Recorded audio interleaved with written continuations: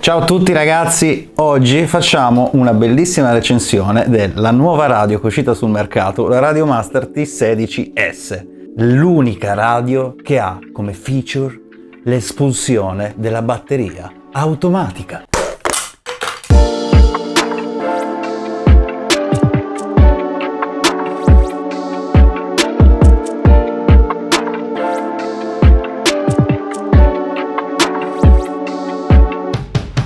Ciao a tutti ragazzi, come ben avete capito oggi andiamo a parlare della Radiomaster, la nuova radio che è uscita sul mercato, la T16S, ok?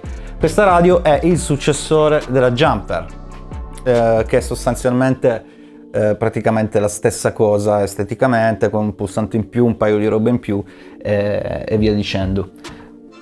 Questa radio è stata concepita come un'evoluzione della Jumper.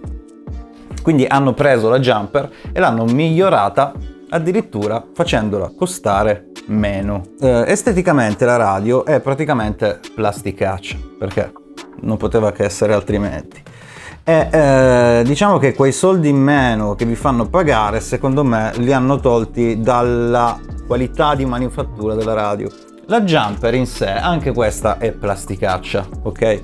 Questa è plasticaccia, ma a grandi linee aveva un senso. Ok, plastica brutta, però ad esempio qua c'è le plastiche antiscivolo che si tolgono, mentre invece questa praticamente è una radio di plastica come la Jumper poi alla fine, con l'unica differenza che questa è cartone, sostanzialmente cartone. Ci sono queste plastiche qua di fianco che loro hanno messo che dovrebbero essere antiscivolo, ma in realtà è cartone lucidato. Questo qua è cartone lucidato, è allucinante da quanto è cartone, è proprio cartone, ok? Una nota positiva però ce l'ha. Lo schermo che in confronto alla Jumper comunque è diciamo lucidato, no? Quindi sembra che si vede meglio, in realtà è lo stesso schermo, è soltanto praticamente la patina sopra diversa, che al posto che essere opaco è lucido. È uno schermo che praticamente si vede dritto ma scompare quando viene messo in verticale, ok? Mentre invece è migliorata sulla Radiomaster rispetto alla Jumper la visione orizzontale, ok? Questa radio ha anche il touchscreen. Sì, ha anche il touchscreen. Il problema è che il software non gestisce il touchscreen, quindi voi pagate il touchscreen, ma il touchscreen non esiste, ragazzi, non esiste. La cosa che dicono è, sì, faranno il touchscreen nella versione 2.4.5. Tempo che esce quella versione sono uscite addirittura altre radio, quindi vi hanno venduto praticamente la fuffa, ok? Semplicemente così che funziona. Vi vendono la fuffa poi alla fine. Torniamo a noi, ok? Schermo rigorosamente a colori, ragazzi, perché è importante avere lo schermo a colori. Comprate questa radio, c'ha lo schermo a colori, perché guardate che serve lo schermo a colori. Lo schermo a colori cambia la visione delle cose, vi fa volare meglio, si vola meglio, ragazzi, si vola da paura con lo schermo a colori. Tra l'altro è molto utile quando voli, no, che tu sei là che stai facendo un flip sopra il grattacielo, perché tu flippi anche i grattacieli, e mentre flippi il grattacielo a un certo punto togli gli occhiali per guardare lo schermo che, essendo a colori, ti fa risultare meglio il voltaggio della batteria. E quindi questa feature importantissima è rigorosamente, come dire così, ti dà l'emozione giusta, ti dà l'emozione giusta, ecco.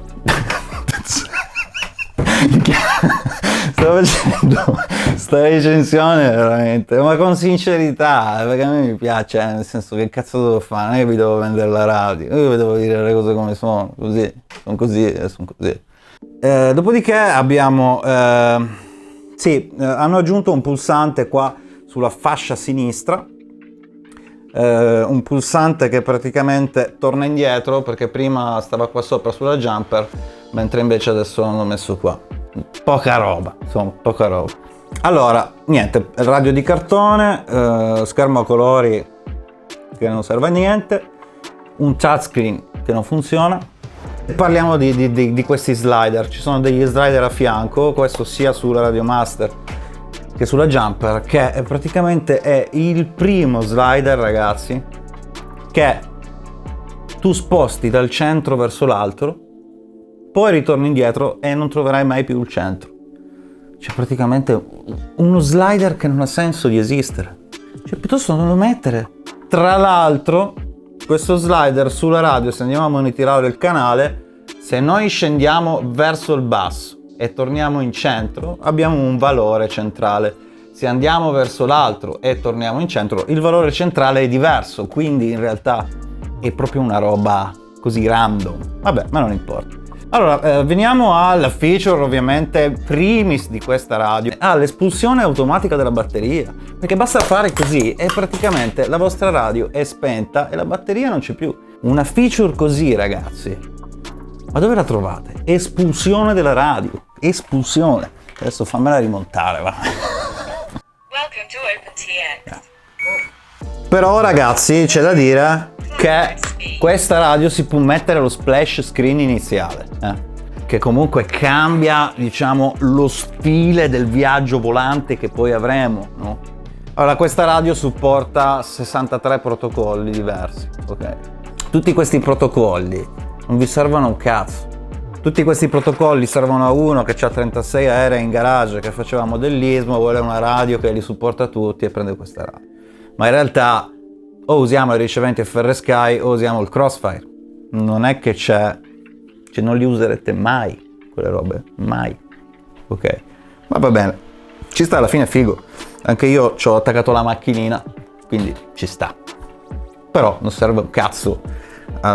Cioè, se uno la compra dall'inizio perché dice minchia c'è 62 protocolli, raga, e dopo che cazzo fai? Non fai niente.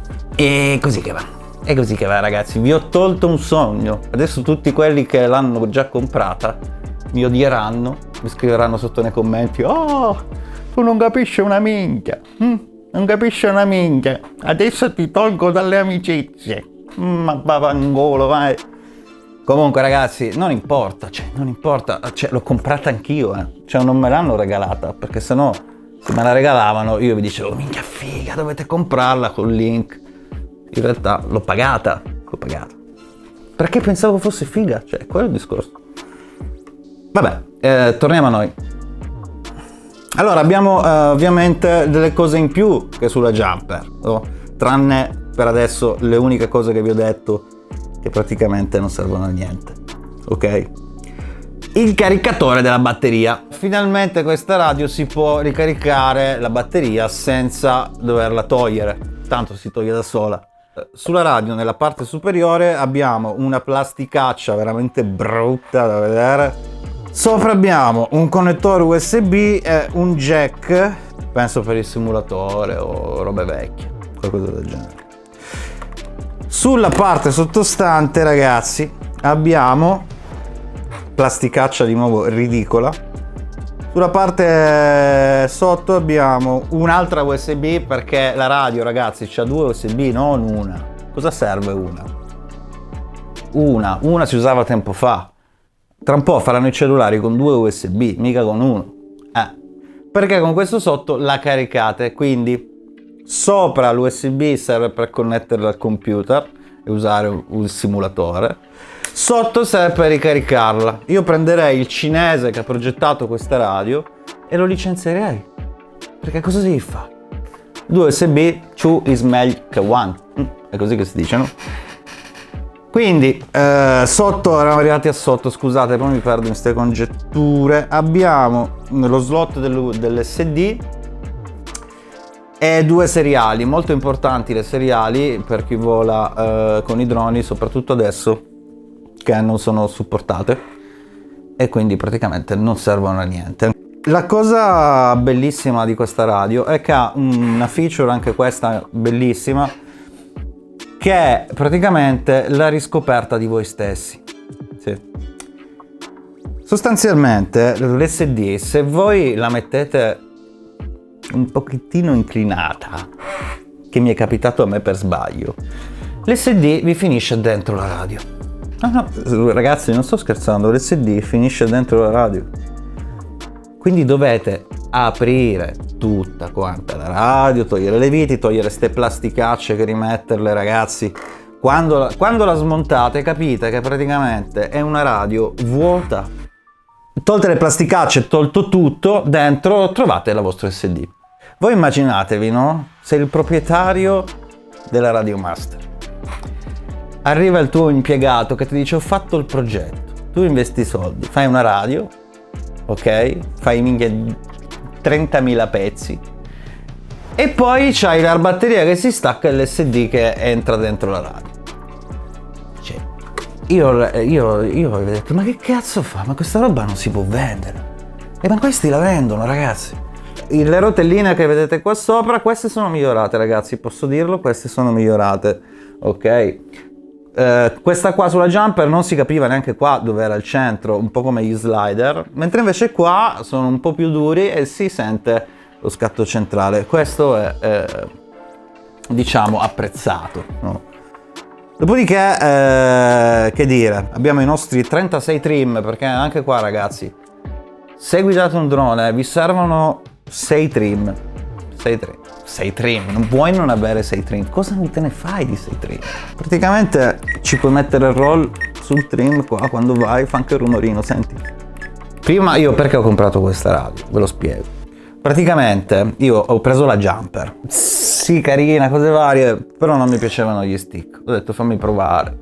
Sono stato anch'io un po' abbindolato da sto schermo a colore, diciamo la verità.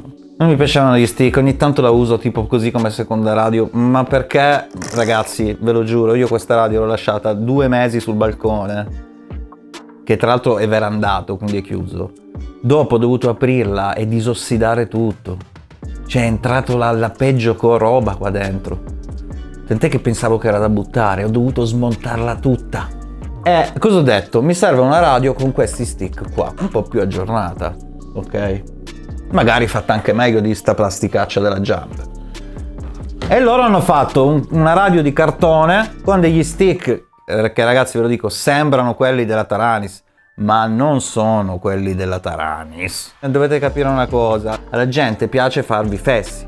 Allora cosa pensano di fare? Che scrivono all gimbal e la gente se lo va a comprare perché pensa che va meglio. Ma se lo stick è una merda, rimane una merda anche se ho il gimbal.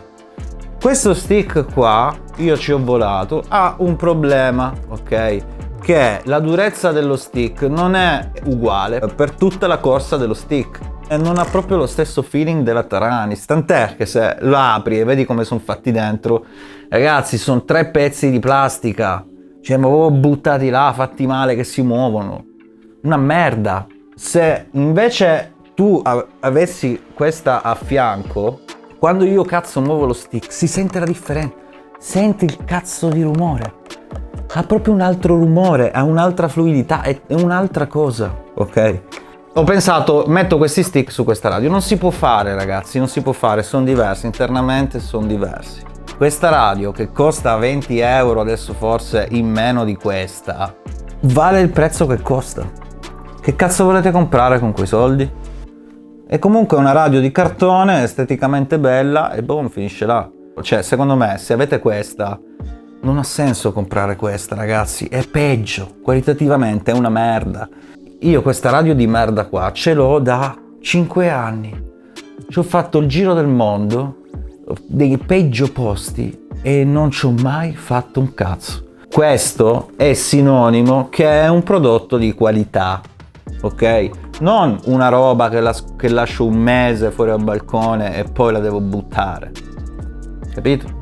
Ora, io questa radio la consiglio, ovviamente, se voi avete comprato veramente la radio da 20 euro perché volevate cominciare, magari questa è una buona via di mezzo, cioè comprate questa. O per chi fa modellismo, straconsigliata perché c'ha 36.000 protocolli, se usi gli aerei, comunque ci sta, ragazzi, ci sta. L'unica cosa, non pensate che questa sia meglio di questa qua, è quello il discorso. Vi è piaciuta la mia recensione? Ragazzi miei, fate i bravi, e mi raccomando, volate sempre a cazzo duro, che quello è molto più importante della radio.